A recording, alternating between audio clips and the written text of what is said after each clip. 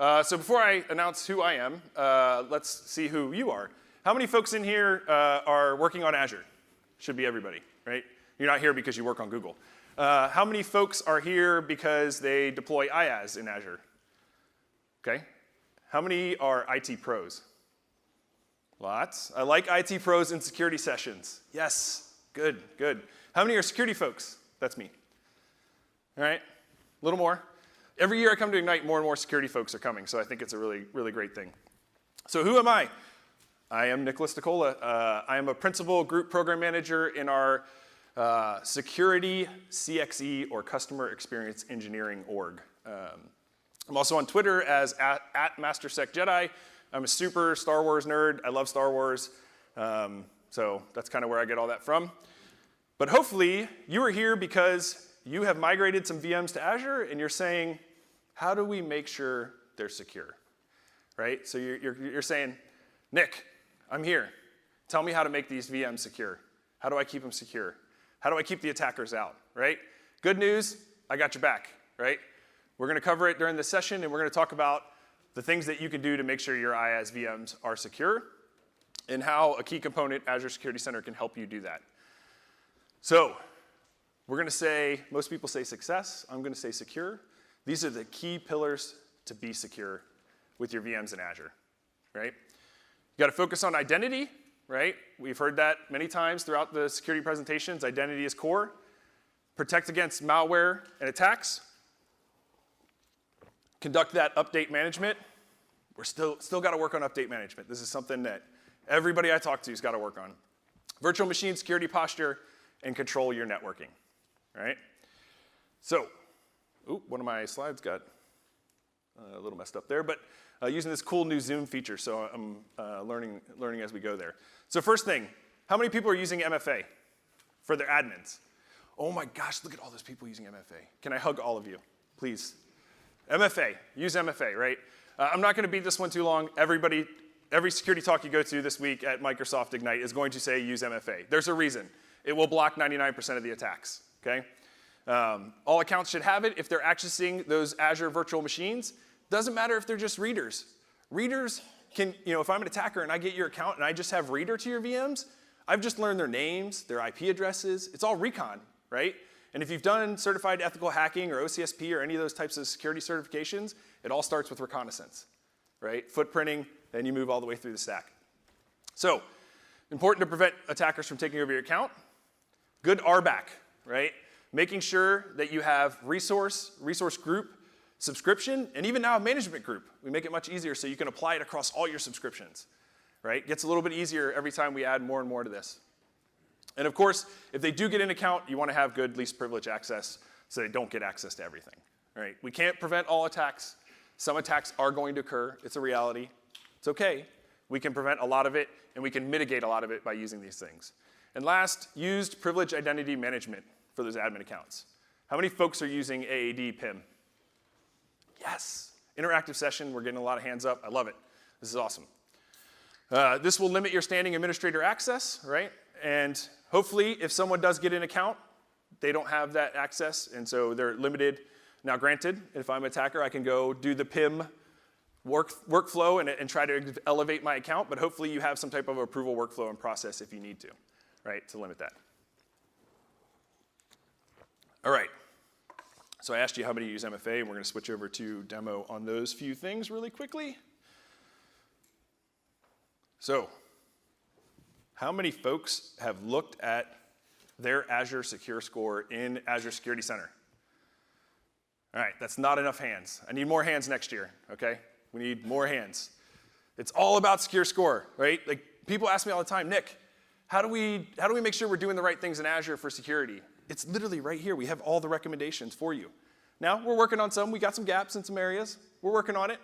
But we have these best practices here for you, right? And we have this nice kind of, if you want to call it gamification, so you can prioritize based on score, what is my biggest risk, and which ones do I need to do first, right? So this looks like a long list. I got lots of red. But cool thing is, you can also break it down by type of resource. So we have compute and apps. We have networking, IoT, data and storage, and identity and access, right? And we continue to add more and more to this. Lots of announcements about this week, this week that we're announcing. A couple things that came out recently. You see this quick fix button. For those of you that are brave, you can click this button, right? And I say brave because your app owners may not like you after you get done. But you can select this and say remediate, and we will go fix this for you right then and there, right? Now, you have to have access to be able to do it. It is RBAC'd. You have to have RBAC access to that resource, a contributor access to do that, or whatever the actual change is. But here's our MFA one. So MFA should be enabled on accounts with owner permission in our environment. Every recommendation in ASC, we show you kind of the description. We give you the secure score. More importantly, and this might be a little hard to see if you chose to sit in the back, so next time, sit up front. But here we show you user impact. So this could impact your users, right? There's a high impact. They're going to have to go to MFA. An implementation effort does take about medium or moderate level of work, okay? So we give you a little bit of insight there so you can decide, how do I want to take the first ones first, knock those off the list? Maybe I want to take the ones that are low user impact, low implementation effort, get those done fast, and then work your way up the stack, right? You also want to look at how much risk does it have, and that's where the score helps. We give you the top type of threats that come with it, and then the remediation steps. Some of these remediation steps are a little bit easier. You're going to click on it. We're going to take you right to that blade. You're going to hit an on button. You're going to hit save. Boom, you're done. A little bit harder here with MFA, but for example, we will show you all of the accounts that need to be enabled. So we'll enumerate this. We have lots of owners on our sub. This is our demo sub for a couple environments. And when I hit continue, see I went right to that conditional access blade, and here I can build a policy, and I already built one for you here called Azure MFA. And so I said specific users. Here is where you would add what users you want to do it. I've added myself. What cloud apps? Ideally all, but at a minimum, you want Azure for this recommendation, right? And then what control do you want? And here I'm saying require MFA, right? So now when I log into Azure, it is going to require me to MFA. And I will resolve that recommendation. Now, it still exists in my environment because I only did my account. And as you saw when I clicked on this, there were many other accounts that we need to enable to. All right. So external accounts is another one you got to watch out for. If you've shared your access to other partners or business associates that you're working with, you want to make sure you clean up those external accounts if they no longer need that. So we have a nice detection here, a recommendation on external accounts. You are going to see many, many Microsoft accounts on here. Again, this is a stand-up tenant. Standalone tenant, and we've delegated access to a bunch of Microsoft accounts.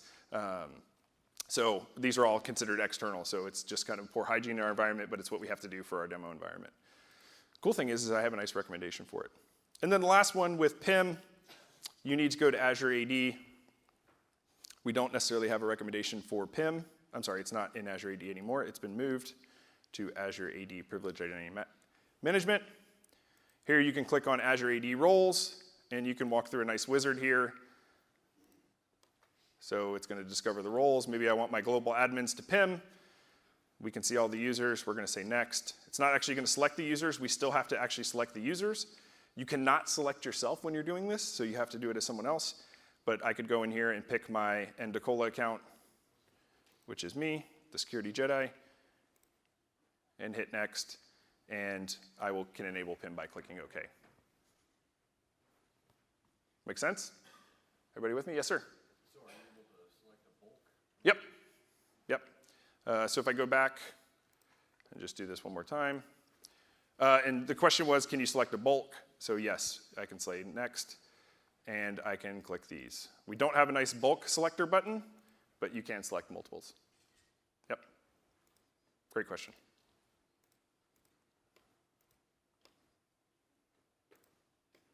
All right. So we'll go back to Security Center, and we will go back to number 5. All right, so now we're going to dive into protect against malware and attacks. So everybody's using malware, right? I mean, it comes built into Windows, but what about your Linux machines? Are people deploying, not malware, antivirus, sorry. Yes, deploy malware on all your machines. Hey, I make mistakes, sorry, apologies. Everybody's using some type of anti-malware on their machines, right? So Security Center does detect a lot of these. It doesn't matter if it's Microsoft only. We detect a lot of third parties. There are some third parties we don't. We're working on that too. But we do have a way to tell you that you're missing endpoint protection on your machine and that you need to deploy that in your environment, and you can deploy the Microsoft version. And obviously, you still need antivirus because the basics are still out there, right? Covers your basics. Again, it's not end-all, be-all. But we've also added a feature that helps take this the step further in Azure Security Center called adaptive application controls. So this is kind of the next level of preventing malware using whitelisting. And so we take machine learning in the back end, and we watch both Windows and Linux to see what processes are running on those machines. And then we build a nice list of things that you should whitelist for that virtual machine. And then you can just deploy that in audit mode, so it won't block anything. It'll just report for a little while. And then when you're comfortable that it's not blocking anything that's supposed to be running, then you can hit enabled or enforced. And it will actually run in enforced mode. And if malware gets on your machine that is not whitelisted, which no malware should be whitelisted, it will be blocked, right? So we're making it much easier for you to get whitelisting out. And I added one note here. Let me go back. It will block malicious applications if you let it. A lot of customers don't want to turn it on. They're afraid it might break something. I get it. It can be a little scary, right? Might not be your VM. You're worried about what it might break. But if you run it in audit mode for a little while, you'll be able to see if there's other things running that you need to add to that policy. And then after a good 30, 60 days, turn it on to enforce mode. Yes, sir? Whitelist based on like customer signature. So if the vendor signs their stuff with, can you whitelist based on signature? The question is, so let me dive a little bit deeper, and yes, the answer is yes, but the question is, can you whitelist on signed applications by other people, to include yourself? Yes, you can do it on certificates, you can do it on path, you can also do it on hash if you really want to. I do not recommend hash. So yes, you can add those to the whitelist. Underneath the hood in Windows, we use a local app locker policy, and we deploy that local app locker policy for you. In Linux, and I'm not the best Linux admin, I can't remember what their whitelisting feature is called, but there is a whitelisting feature in Linux, and we use that to deploy a local policy to the machine. So it's not, it's centralized in Azure Security Center, but if you're used to the old group policy object model, it's not centralized in that model, right? So how many folks are using adaptive application controls? 3, okay. How many are using any whitelisting? That's a total of like 8, maybe 10. Come on, we gotta get better at whitelisting, okay? Whitelisting, whitelisting, whitelisting. They say if you say it 3 times, you'll remember it, all right? So I ask everybody, please, please, please, please use whitelisting. And ideally, if you're in Azure with VMs, use adaptive application controls. So let's see what that looks like. Oh, first, let me show you the endpoint. I got so excited about whitelisting, I almost forgot to show you endpoint. All right, so endpoint. Here you can see install endpoint protection. So again, if we have not detected a first-party or third-party endpoint protection solution, and you're sufficiently happy with ours, which is also rated one of the top antiviruses on in the industry, you can click install, you can select Microsoft Anti-Malware, and click create. And in 3 steps, we have deployed this. We will go deploy it for you. Azure will do the work. I love when Azure does work for me.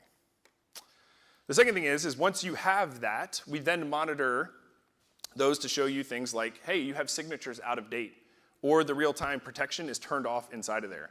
So I actually have a machine, and we're gonna go here to the workspace. I purposely turned it off, so it should come up here. But you can see the query that we pull back. Here's my Fortinet Windows machine that I'm using for my Fortinet logs inside of Sentinel. But I turned it off, and we can see that this machine does not have real-time protection enabled. Now, you'll have to go back to the VM and enable that protection, but, or your endpoint manager if you're using a third-party solution like Symantec or Trend Micro. But we give you that monitoring right here under your recommendations. All right. So in adaptive application controls, we can see 3 tabs here, configured. These are machines that have been deployed. Recommended, these are machines or groups of machines that we are recommending you deploy a whitelist to. And unconfigured if there's any that don't match any of our recommendations. And that happens, right? If you have a machine that you're using more like a dev machine, people are spawning all kinds of random processes on it. It's hard for machine learning to learn what normal processes are, so we won't make a recommendation, right? This is really for server workloads on IaaS who have a steady list of processes that start every day. So here we can see we have a group of machines, which includes 1 machine. And this is the one the researchers use. And here you can see, to answer your question, certificate path, right? So you can do it by signed certificate. They're mostly running Microsoft things on there, so we have just done the Microsoft certificates. Let me click on one of these other ones and see if it actually has a better list. By the way, this is a Linux VM, so you can see these are all Linux paths. And you can see which users are actually starting this inside of Linux. Right, so this is a path-based one, whereas the one I showed you a second ago was certificate-based.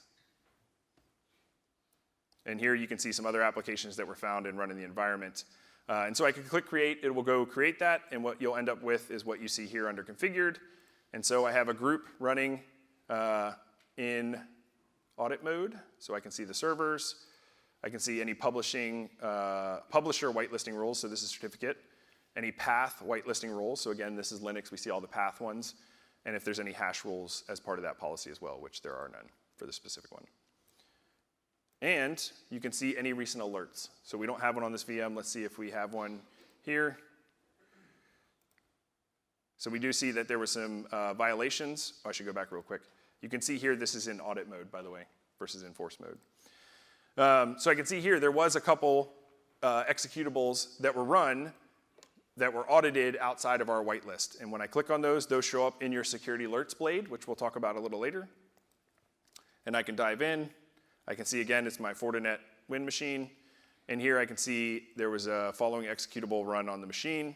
And if I scroll down, I can see it's this new Qualys agent running on my machine, signed by Qualys. So I probably want to add Qualys to my application whitelist, right? I've done a little bit of app blocker in the past, and I think this is way easier than group policy, at least seeing what's actually running and how to go mitigate it. Questions on protecting against malware? So the reason we say not to run hash-based is the minute you update that application, the hash changes. Every time you patch a file, a hash changes. Yeah?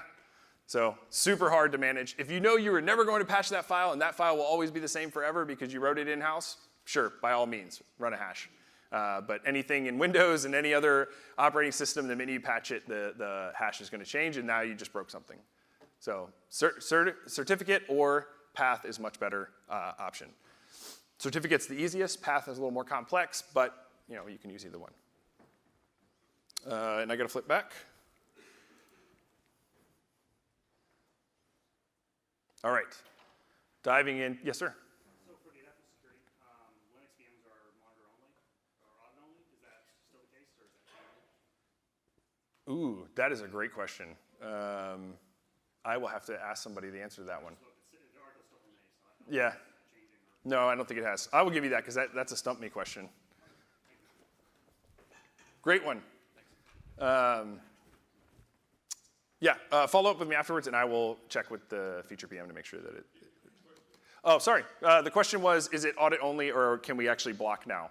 I thought we could block, but now he's saying the documentation still says audit only. So for Linux, not Windows. Windows we can definitely block, for sure.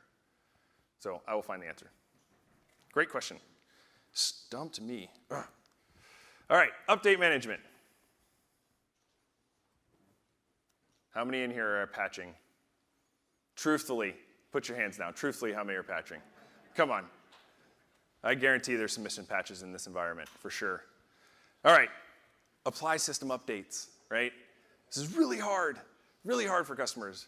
But I promise you, it's like one of the biggest things you can do to improve your security. It's really hard. I really wish we could make it super easy. But the reality is, it's patching. It's patching. It's been around forever, right? We do have a great solution in Azure for this for your VMs, though. Update management, right? You can automate that patching every month. If you're using a third party, you can continue to use that third party too, but make sure you're monitoring those Azure VMs. But we have update management to automate your deployment and make it super easy. And maybe you don't actually need that third party in the cloud anymore, right? You can go something with a native solution. Security vulnerabilities are one of the biggest risks you have out there with identities. Also, use the latest operating system when you deploy images. I always deploy out of the gallery, so I feel like I'm using the latest stuff, but I also understand customers have their own custom images, right? They want to bring something that they've had on-prem that's pre-baked and it's got all their good security goodness in it. Whew.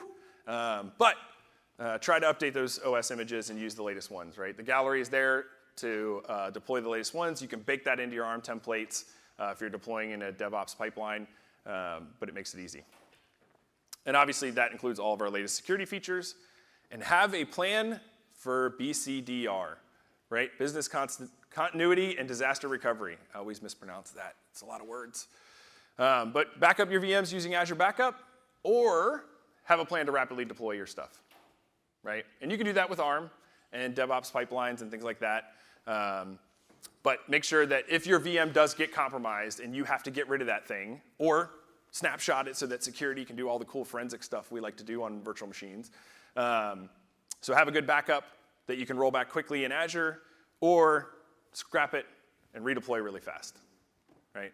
So that is okay, but sometimes you may have to be required to recover your virtual machine.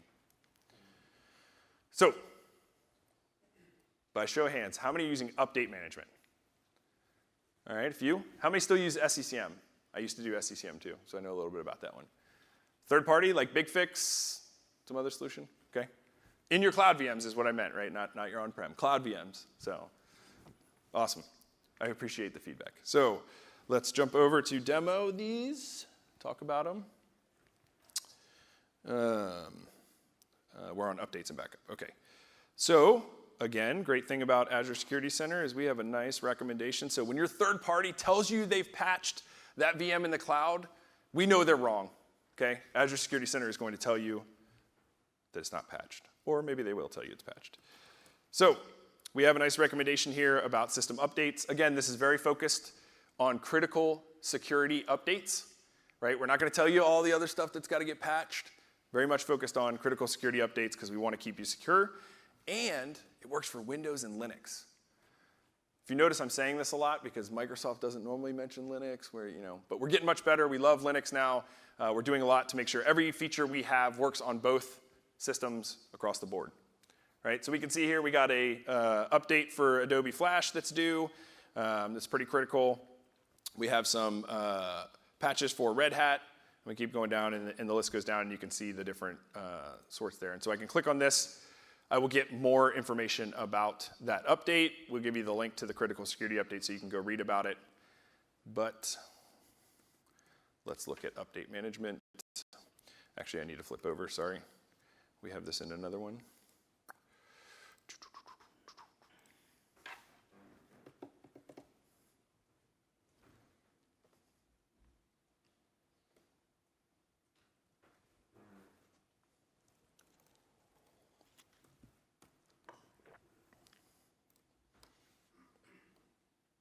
And that's right, you can't go do update management. So you gotta go to Azure Automation first, but we have an automation account here that we've set up, and as part of that, we have a nice blade here called update management.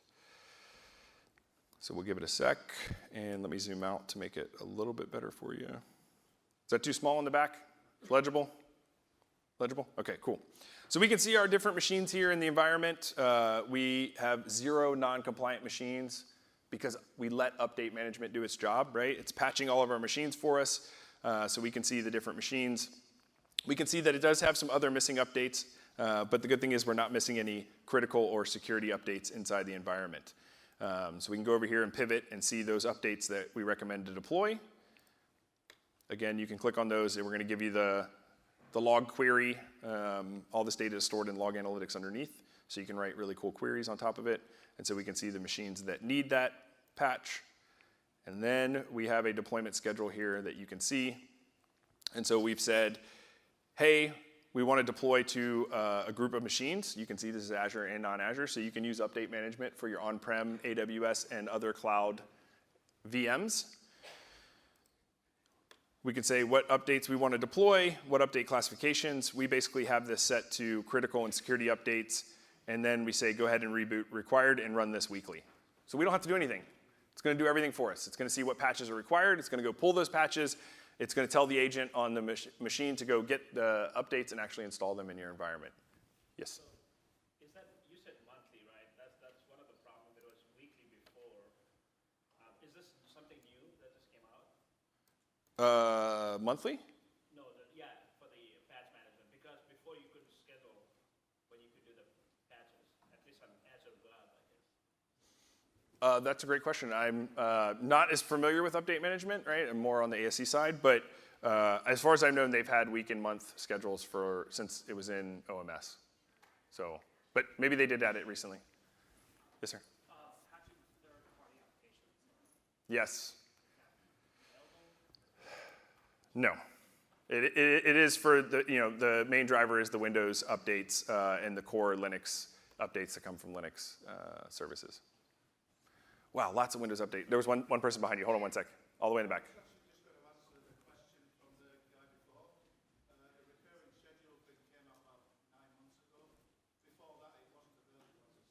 There we go. In Azure Gov, or was that in commercial? Probably commercial. Yeah. One here, and then I'll get you next. Promise. Can we do staggered updates? So in our environment, we do dev 2 weeks before, but we want to make sure in between those 2 weeks, new patches don't get updated, so devs have time to test. Yeah, so you can create groups with your of the machines. So you could create your dev group and then have a different schedule for your other ones. But if a patch comes in between those 2 weeks, is there a way to make sure that one doesn't get applied to the production one because it was never tested in a dev environment? So you wouldn't want to use automatic. So the way we have it configured, anything that's critical or system is just automatically deploy weekly, right? You wouldn't want to use that model. You would want to come in and create a deployment schedule that say, this week I want to run these 10 patches and nothing else. And then it would go do those. You would let it bake for 2 weeks, and then you would copy that and add your other group of machines to it, basically. Yep.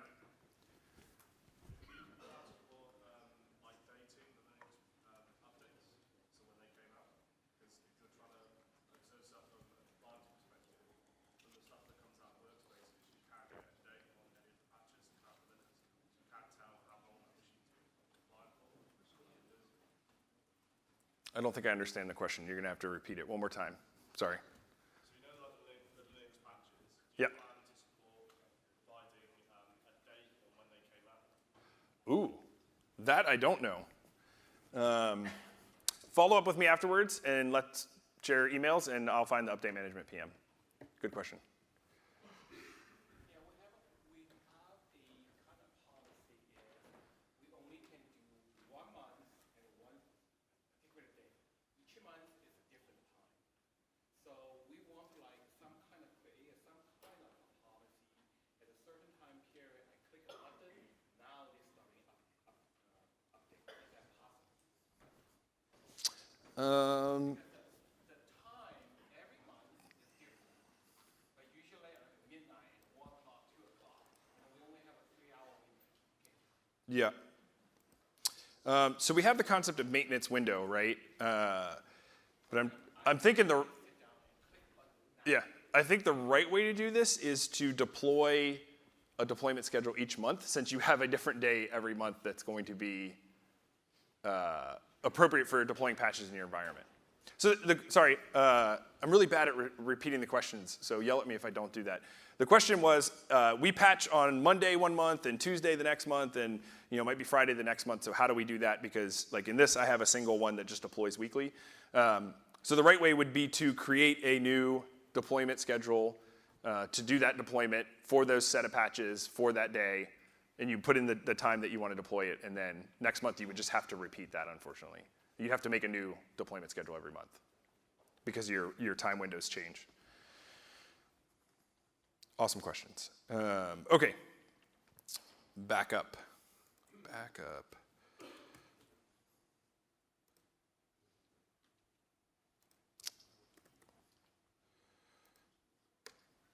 So it's not called backup, which is a little confusing. It is called Recovery Services Vault. But here you can see we have a Recovery Services Vault set up.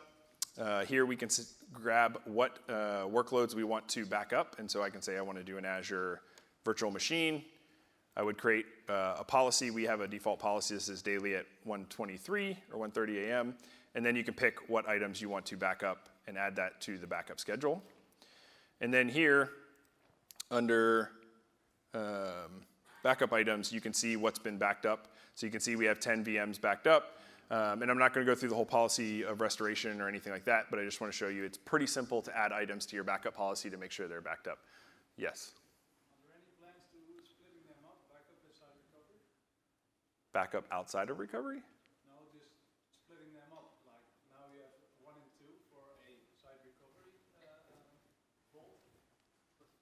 Are there any plans to splitting them up? So you have a data recovery vault and a site recovery vault. That is a great question I don't know the answer to. Yeah. Connect with me afterward. Yep, see, said repeat. The question was, do we plan on splitting up the data recovery vault and the site recovery vault? Yes, sir. Do you have a way of putting a newly created VM into a default policy? So that no matter what, you'll have some sort of default backup from VMware script? Possibly. I think.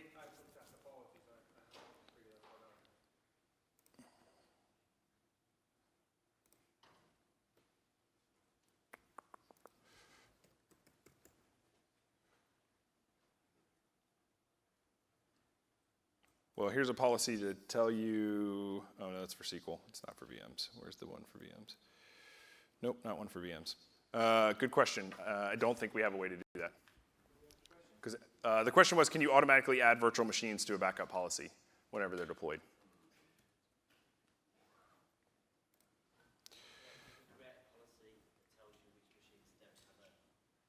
Yes. A deploy if not exists. Yeah. Yeah. Yeah. No, I understand. We're working a lot on policy and covering all those deploy if not exist scenarios. So moving on to virtual machine security posture, right? Making sure your VM has a good security posture. So we talked about OS patches, but now let's talk about OS security settings. Are folks deploying, or have folks deployed security baselines inside of their VMs today? Maybe something they used on-prem? Maybe, yes, no, ish. Starting clean. It's not impossible, right? We don't have a great feature in Azure to actually manage those policies inside of the virtual machine, but you can still use group policy. You can use desired state configuration. I should have spelled that out. Apologies on the slide. And you can also deploy a VM custom image with your baked-in policies already ready to go, right? Recommend you use disk encryption to protect your disks at rest. Assess and remediate vulnerabilities, and obviously you still have vulnerable applications inside the environment, and I'm going to show you something that we're announcing this week as part of this. Detect threats with ASC standard, which includes Microsoft Defender ATP for your servers, right? So you get an EDR as part of ASC standard for all of your server environments. So, how are folks handling security detections inside of Azure today? Somebody yell something out. One thing. Carbon Black, third party, what? You're using ASC standard? Somebody say it? No? Anybody? What's that? Qualys? They have a threat detection platform? All right, that works. Awesome. So let me see and make sure I don't forget anything here. All right, so OS security, just real quick, because I talked a little slow and I'm getting a little behind on time, but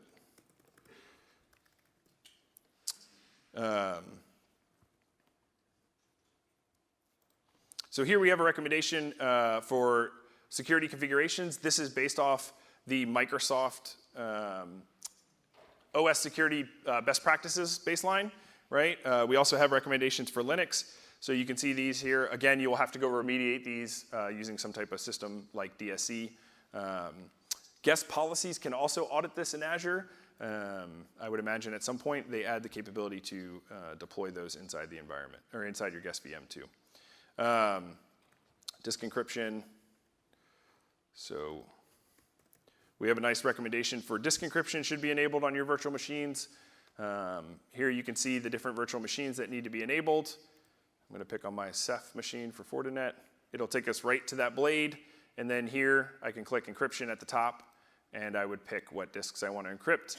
It will require a key vault because we store those keys in a key vault, so they're securely managed, but you can create that key vault here, or if you already have one, you can select that key vault and pick the key in the version. So again, some of these take a little more clicks, but we do take you right to that blade to make it nice and easy. Does this use BitLocker as the online technology? Yes, in Windows, that's correct. No.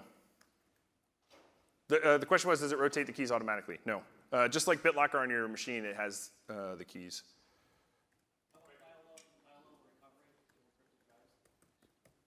File level recovery for encrypted drives.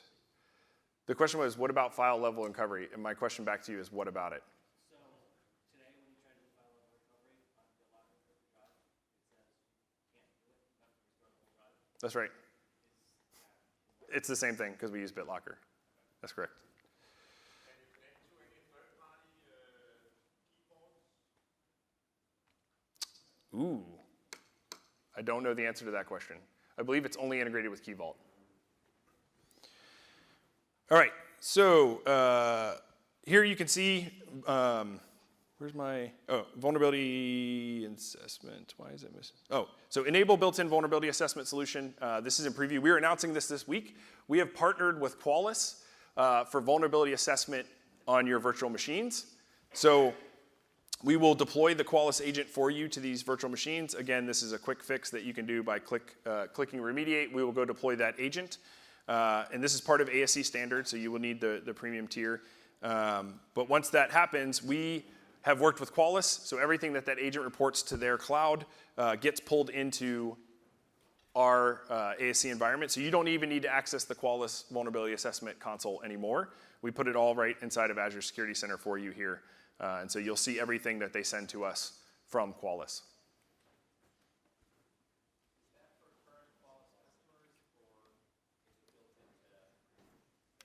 It is for ASC standard customers. Yep.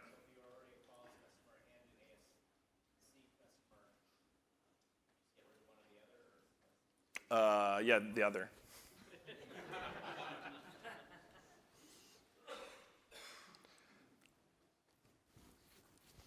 All right, and lastly,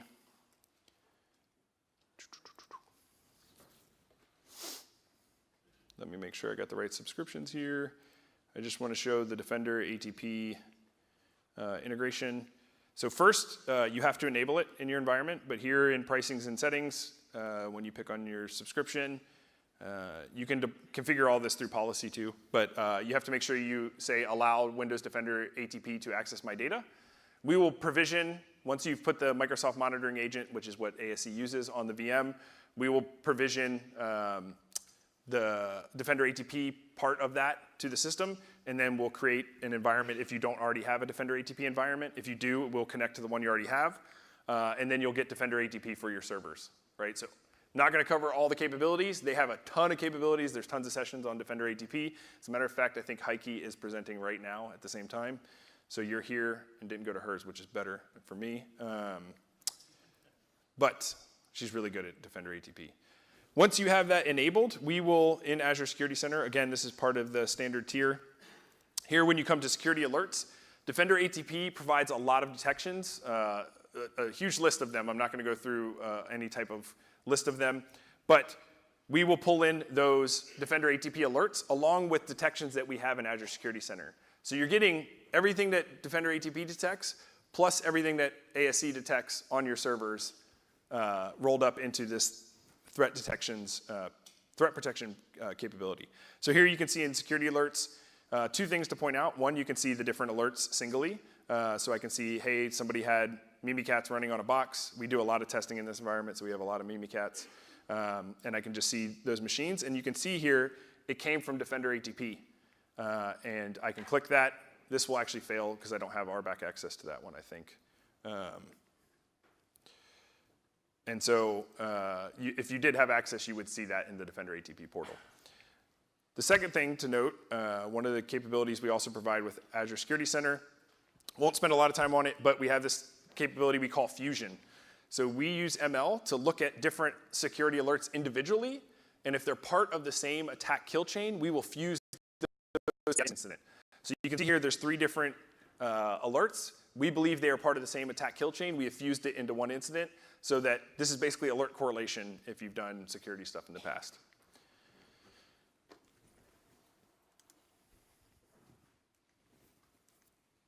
All right, and then lastly, into control networking. Why did that break? I know I fixed that like twice. There's a picture here that's actually supposed to go into it. Govern your VMs with traffic patterns. There we go. And different segmentation. Okay, Zoom is not working. I don't like Zoom anymore.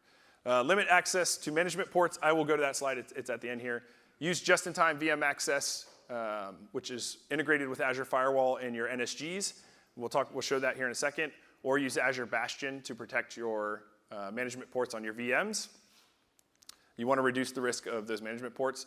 Like, seriously, it's kind of a big thing. Like, we see customers stand up a VM with a public IP, and within 5 minutes, it's brute force attacked, right? Like, the attackers have nothing to do but run scripts against the Azure IP space. And you can download the Azure IP space from downloads.microsoft.com.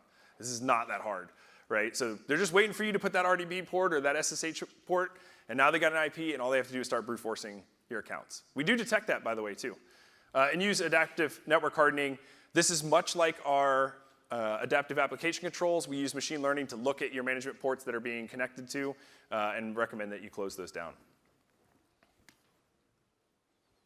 So we'll jump back over to finish it off here.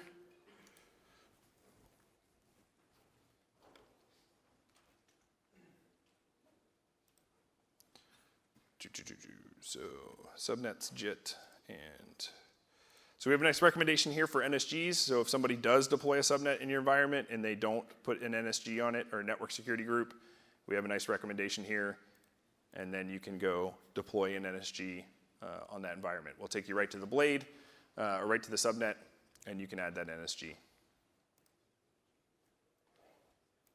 For JIT VM access or just-in-time VM access, here you can see which machines have been configured.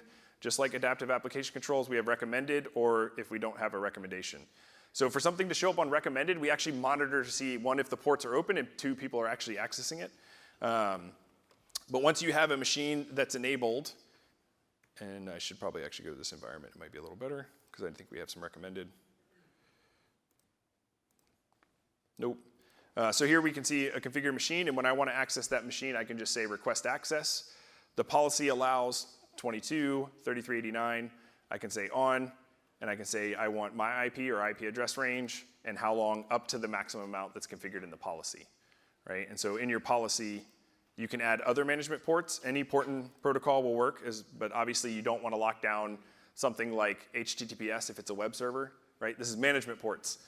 So if you want to do WinRM or some other application management port that you built, you can edit those. And you can see with each of these, you can change how long that request time is. And at the end of the time, we will go back to the NSG. We will remove that allow rule and leave it set to deny. So you'll see a set of denies on the top of your network security group blocking all of these ports by default, right, to protect those ports.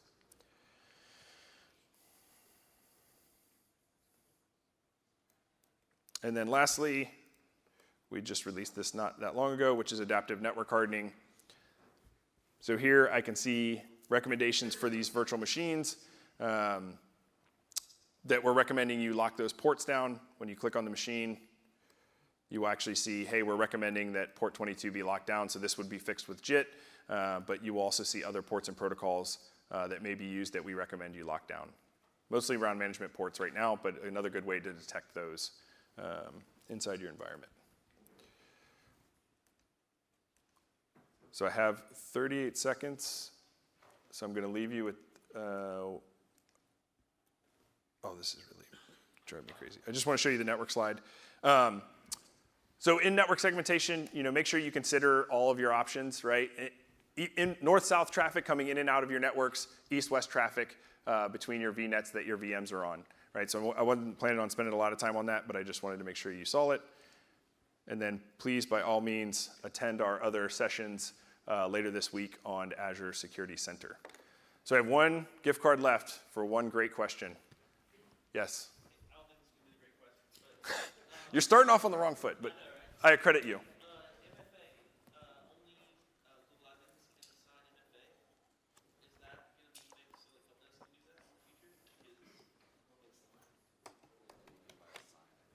No, anybody should be able to sign MFA. I mean, anybody that can create a conditional access policy. It's not just global admins that can do that.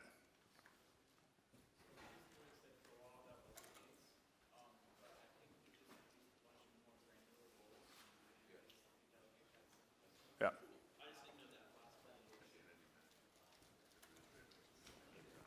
Yes, sir. Are there any plans to implementing a kind of a approver role or something, just like you? So the question is, and I'll give this to you because it's a great question because I've asked it many, many times myself. The question is there any plan to add an approver role to the JIT workflow to basically have it go to somebody to approve? We're investigating it. No ETA. Just we're looking at it. I'm happy to stay for questions afterwards. Thank you for coming. Appreciate it.